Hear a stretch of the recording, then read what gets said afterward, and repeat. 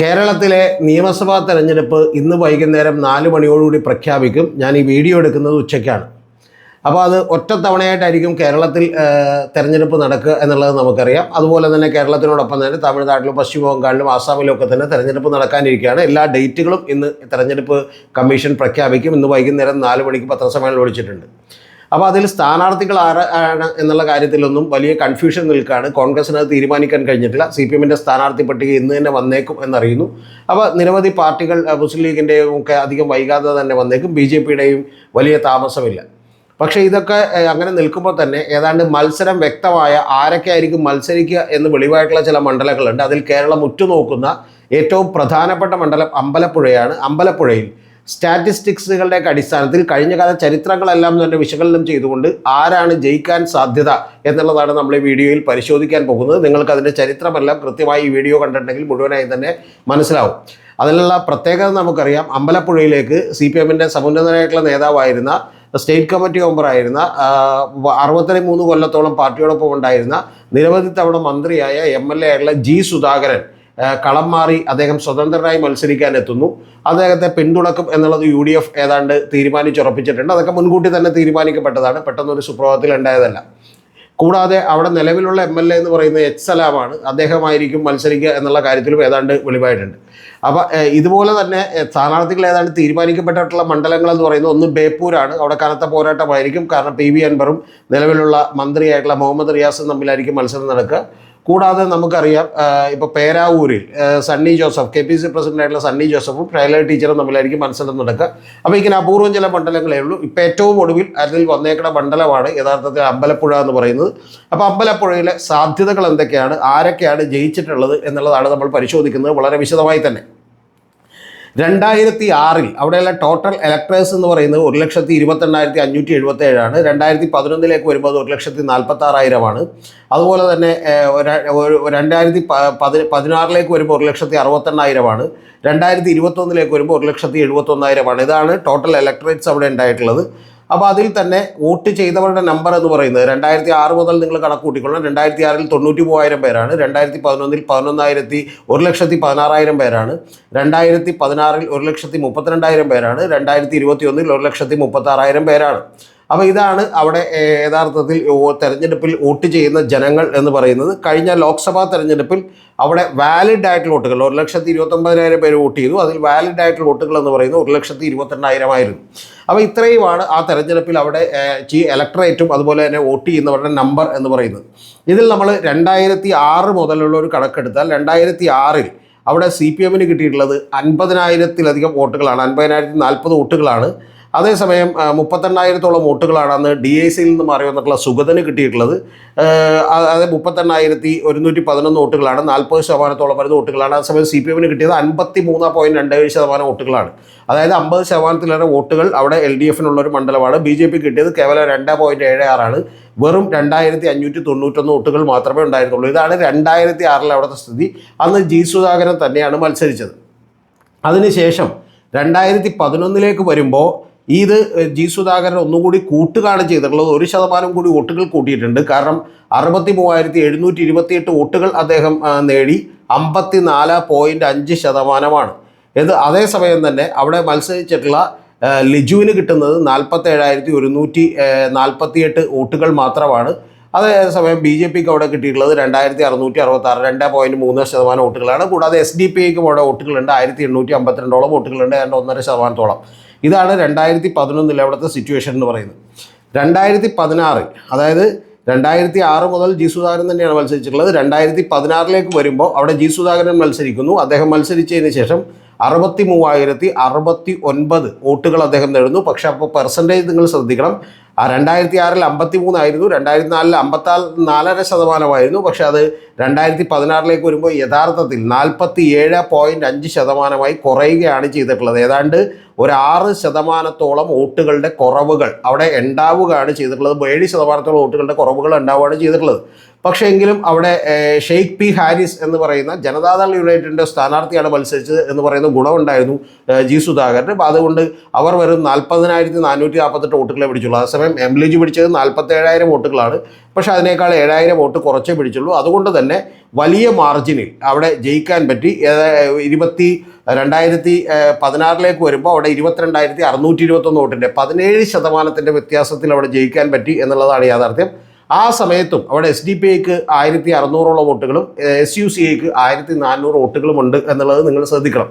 ഇതാണ് ഞാൻ പറഞ്ഞത് 2006, 2011, 2016 കണക്കുകൾ.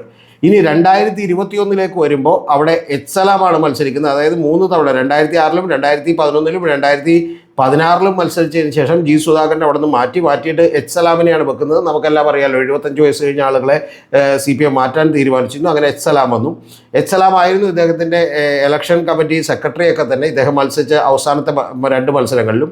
അപ്പോൾ അതിൽ എച്ചലാം നേടുന്നത് 45% വോട്ടാണ്. അതായത് 61,365 വോട്ടുകൾ നേടി. യഥാർത്ഥത്തിൽ ജി സുധാകരൻ കഴിഞ്ഞ തവണ നേടിയതിനേക്കാൾ ഏതാണ്ട് 2,000 വോട്ടുകൾ കുറവാണ്. 2011 2016 അദ്ദേഹം നേടുന്ന 63,000 വോട്ടുകളാണ്. അതിനേക്കാൾ 2,000 വോട്ടുകൾ കുറവ് നേടിക്കൊണ്ട് എച്ചലാം 61,365 വോട്ടുകൾ നേടി.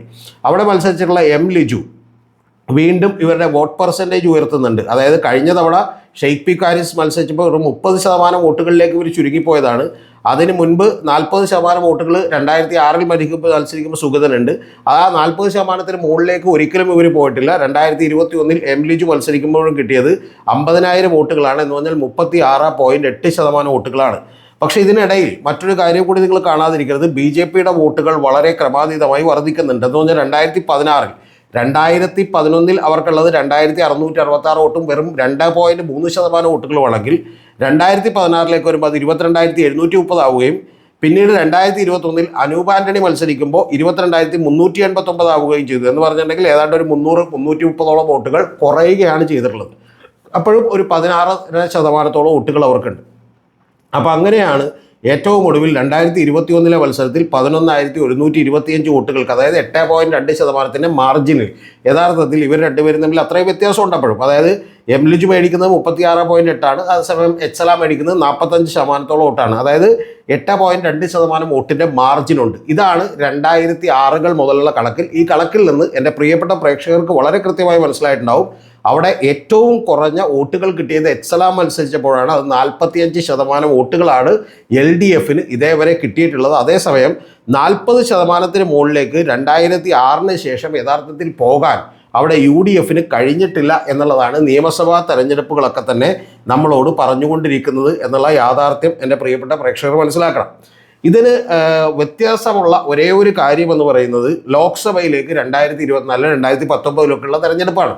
ആ ലോക്സഭയിലേക്ക് 2024 തെരഞ്ഞെടുപ്പ് നടന്നപ്പോൾ യഥാർത്ഥത്തിൽ അവിടെ KC വേണുഗോപാൽ അന്ന് വലിയ ലീഡ് നേടുന്നുണ്ട്. 52,212 വോട്ടുകളുടെ ലീഡ് നേടുന്നുണ്ട് കോൺഗ്രസിന് വേണ്ടി. അന്ന് ആകെ പോൾ ചെയ്തിട്ടുള്ള വോട്ടുകൾ ഞാൻ വന്നല്ലോ, 1,22,157 വാലിഡായിട്ടുള്ള വോട്ടുകൾ ഉണ്ടായത്. അതിൽ 52,212 വോട്ടുകൾ KC വേണുഗോപാൽ നേടി. അതേസമയം തന്നെ അപ്പോഴും 50%-ലേക്കൊന്നും എത്തിയിട്ടില്ല കേട്ടോ, അതും നിങ്ങൾ ശ്രദ്ധിക്കണം. അതേസമയം AM ആരിഫിന് അവിടെ കിട്ടിയത് 37,625 വോട്ടുകളാണ്. എന്ന് പറഞ്ഞാൽ 14,555 വോട്ടിൻ്റെ, അതായത് 11% വരുന്ന വ്യത്യാസം കോൺഗ്രസിന് അവിടെ ഉണ്ട് എന്നുള്ളത് ചുരുക്കം. നിയമസഭാ തെരഞ്ഞെടുപ്പുകളിലെല്ലാം തന്നെ വലിയ മാർജിനിൽ LDF ജയിക്കുകയാണ് ചെയ്തിട്ടുള്ളതെങ്കിൽ കേവലം 14,000 വോട്ടുകളുടെ വ്യത്യാസം ലോക്സഭയിലേക്ക് വരുമ്പോൾ കഴിഞ്ഞ തവണ KC വേണുഗോപാലിന് കിട്ടിയിട്ടുണ്ട്. 11% വോട്ടുകൾ, 11.3% വോട്ടുകളുടെ വ്യത്യാസം. പക്ഷെ അവിടെ നമുക്ക് കാണാം ശോഭാ സുരേന്ദ്രൻ വലിയ തോതിൽ BJPയുടെ വോട്ടുകൾ പിന്നെയും വർദ്ധിപ്പിക്കുന്നുണ്ട്. അവർ 37,547 വോട്ടുകളാക്കി അമ്പലപ്പുഴയിൽ വോട്ടുകൾ മാറ്റുന്നുണ്ട്. അതിന് തൊട്ടു മുമ്പുള്ള 2 ഇലക്ഷനിലും 2 നിയമസഭാ ഇലക്ഷനിലും കിട്ടിയേക്കുന്നത് 22,000 വോട്ടുകളാണ്. നിങ്ങൾ ആലോചിക്കണം. അതിനേക്കാൾ 15,000-ഓളം വോട്ടുകൾ കൂട്ടാൻ ശോഭാ സുരേന്ദ്രന് കഴിഞ്ഞു എന്നുള്ളത് ഒരു വാസ്തവമാണ്. ഇതാണ് അമ്പലപ്പുഴയുടെ കാര്യത്തിലുള്ളത്. അതായത് 2006 മുതലുള്ള തെരഞ്ഞെടുപ്പുകൾ എടുത്തു വെച്ചാൽ എല്ലാ ഘട്ടത്തിലും 53% ഏറ്റവും ആദ്യം 2006 GS സുധാകരൻ ഉണ്ടായിരുന്നു. 54%, 1% കൂട്ടിക്കൊണ്ട് 1.5% കൂട്ടിക്കൊണ്ട് 54.5%-ഓളം വോട്ടുകൾ 2011 ഉണ്ടായിരുന്നു. 2016 വന്നപ്പോൾ ജി സുധാകരൻ തന്നെ വോട്ടുകളുടെ പെർസെൻറ്റേജ് കുറയുകയാണ് ചെയ്തിട്ടുള്ളത്. 47.5%. കാരണം അതിൽ കുറേ വോട്ടുകൾ BJP പോയിട്ടുണ്ട്. അതിനുശേഷം വീണ്ടും 45% എച്ച് സലാം വന്നപ്പോൾ, അതായത് ക്രമാതീതമായി ഇവർക്ക് കുറഞ്ഞിട്ടുണ്ട്. പക്ഷേ എങ്കിൽ പോലും കഴിഞ്ഞ തെരഞ്ഞെടുപ്പുകളിലെല്ലാം അതായത് 45%-ന് താഴേക്ക് പോയിട്ടില്ല. അതേസമയം ലോക്സഭയിലേക്ക് വരുമ്പോൾ വലിയ മാർജിനിൽ 14,555 വോട്ടിൻ്റെ മാർജിൻ ഉണ്ടാക്കാൻ UDF കഴിഞ്ഞിട്ടുണ്ട്. അത് KC വേണുഗോപാലിന് കഴിഞ്ഞിട്ടുണ്ട് എന്നുള്ളത് യാഥാർത്ഥ്യമാണ്. പക്ഷെ അവിടെയും വോട്ട് കൂടുതലല്ല ചെയ്തിട്ടുള്ളത്, CPM വോട്ടുകളിൽ കുറവുണ്ടാവുകയാണ് ചെയ്തിട്ടുള്ളത് എന്നുള്ളത് നിങ്ങൾ കാണണം. 52,212 വോട്ടുകൾ കിട്ടിയുള്ളൂ എന്ന് പറഞ്ഞാൽ നിയമസഭയിലേക്ക് കിട്ടിയിട്ടുള്ള എച്ച് സലാമിന് കിട്ടിയിട്ടുള്ള 61,000 വോട്ട് പോലും നേടാൻ അവർക്ക് കഴിഞ്ഞില്ല. ജി സുധാകരൻ അതിന് മുമ്പത്തെ തവണ മേടിച്ചപ്പോൾ 63,000-ഓളം വരുന്ന വോട്ടുകൾ 2 തവണയും നേടിയിരുന്നു. അപ്പോൾ അതാണ് യഥാർത്ഥത്തിൽ അവിടെയുള്ള സിറ്റുവേഷൻ. ഇനി നമുക്ക് ഒരു കാര്യം കൂടി അവിടെ പരിശോധിക്കാനുള്ളൂ. ആ പരിശോധിക്കാനുള്ളത് അമ്പലപ്പുഴയിൽ എന്താണ് ഈ കഴിഞ്ഞ ലോക്കൽ ബോഡി തെരഞ്ഞെടുപ്പുകളിൽ സംഭവിച്ചത് എന്നുള്ളത് കൂടി നമ്മൾ അറിയണം. ആ ലോക്കൽ ബോഡി തെരഞ്ഞെടുപ്പുകളിൽ അവിടെ സംഭവിച്ചിട്ടുള്ള പ്രധാനപ്പെട്ട കാര്യം നമുക്കറിയാം. കേരളത്തിലെ മിക്ക സ്ഥലങ്ങളിലും തന്നെ UDF വലിയ നേട്ടമുണ്ടാക്കിയ സമയത്താണ് എന്നുള്ളത് ആലോചിക്കണം. അതായത് അവരുടെ ഒരു പീക്ക് ലെവൽ പെർഫോമൻസിലേക്ക് എത്തിയ സമയത്താണ്. ആ സമയത്ത് പോലും അമ്പലപ്പുഴയിൽ 44,000 അവിടെ ജില്ലാ പഞ്ചായത്തിലേക്കൊക്കെ തന്നെ വലിയ നേട്ടമുണ്ടാക്കാൻ അവർക്ക് കഴിഞ്ഞിട്ടുണ്ട്. അതിൽ ആണ് നിങ്ങൾ അറിയേണ്ടത് 44,178 വോട്ടുകളാണ് UDF കിട്ടിയിട്ടുള്ളത്. 44,178 വോട്ടുകൾ. അതേസമയം അപ്പോഴും ഈ അമ്പലപ്പുഴ മണ്ഡലം എടുത്തു വെച്ച് നോക്കിയിട്ടുണ്ടെങ്കിൽ 48,860 വോട്ടുകൾ LDF മുൻതൂക്കമുണ്ട്. അതിൽ 4,682 വോട്ടുകളുടെ മുൻതൂക്കം മാത്രമേ LDF അപ്പോൾ ജി സുധാകരൻ മത്സരിക്കുമ്പോൾ അവിടെ എന്താണ് സംഭവിക്കാൻ സാധ്യത എന്ന് ചോദിച്ചിട്ടുണ്ടെങ്കിൽ യഥാർത്ഥത്തിൽ BJP അവിടെയുള്ള 37,000-ഓളം വരുന്ന വോട്ടുകൾ ശോഭാ സുരേന്ദ്രന് കിട്ടിയിട്ടുള്ള വോട്ടുകളുണ്ട്. അതല്ലെങ്കിൽ BJP കഴിഞ്ഞ 2 തവണ കിട്ടിയിട്ടുള്ള നിയമസഭാ തെരഞ്ഞെടുപ്പിൽ കിട്ടിയിട്ടുള്ള 17,000-ഓളം വരുന്ന വോട്ടുകളുണ്ട്. അപ്പോൾ ഇത്തരത്തിലുള്ള വോട്ടുകളിൽ യഥാർത്ഥത്തിൽ വലിയ തോതിലുള്ള വ്യത്യാസം ഉണ്ടാക്കാനായിട്ട് BJP കഴിയും എന്നുള്ളതാണ് വാസ്തവം. BJPയെ സംബന്ധിച്ചിടത്തോളമുള്ള മറ്റൊരു പ്രധാനപ്പെട്ട കാര്യം എന്ന് പറയുന്നത് അമ്പലപ്പുഴയിൽ ഈ കഴിഞ്ഞ ലോക്കൽ ബോഡി തെരഞ്ഞെടുപ്പിൽ പോലും 28,000-ഓളം വരുന്ന വോട്ടുകൾ അവർക്ക് കിട്ടിയിട്ടുണ്ട്, BJP കിട്ടിയിട്ടുണ്ട്.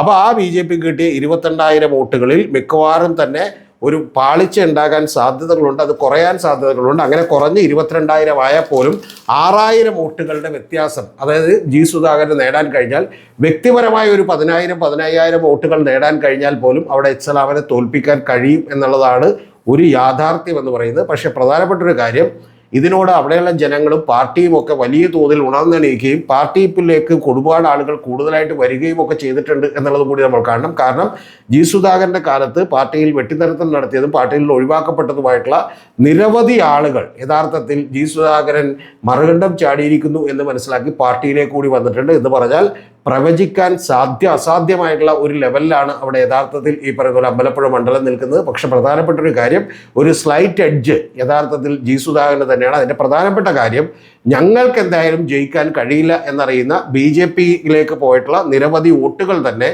യഥാർത്ഥത്തിൽ ഈ പറയുന്ന രാമായണമൊക്കെ വായിക്കുന്ന, വളരെ കൃത്യമായി വിശ്വാസങ്ങളോട് കുറേ കൂടി ചേർന്ന് നിൽക്കുന്ന അത്തരത്തിലുള്ള ഒരു ഇമേജൊക്കെ തന്നെ ക്രിയേറ്റ് ചെയ്തിട്ടുള്ള ജി സുധാകരനെ സഹായിക്കും. അതുകൊണ്ട് ഒരു 8,000-10,000 വോട്ടുകൾക്ക് ജയിച്ചാലും അത്ഭുതപ്പെടേണ്ടതില്ല ജി സുധാകരൻ.